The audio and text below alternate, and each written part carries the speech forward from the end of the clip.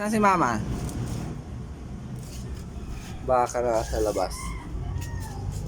So, baka nagpapakain ng manok.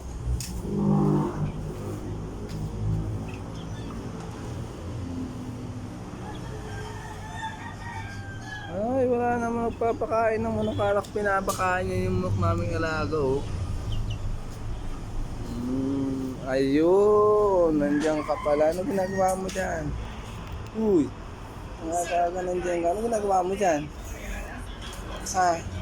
Uy, nakakaga, hindi ka nagluto ng umagahan natin doon. Nakaready na yung sasangagin mo doon. Han?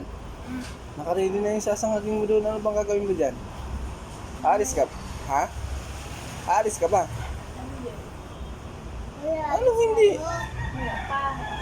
Hindi ka alis? Ba't nandito ka? Aalis po kami. Mag-trick or treat. Mamaya pa naman yun eh. Nagugutom na ako eh. Nagugutom. Tapos nasa Kaya mo ko? Magluto ka na doon. Uy.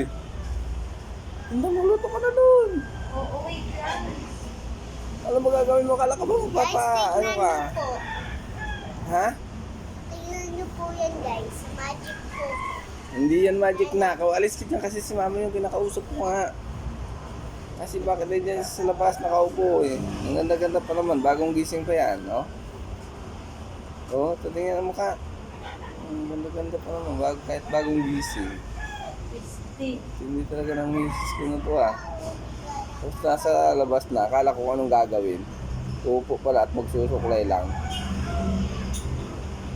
Oo, ano nangyari dyan? Uy! Ganda.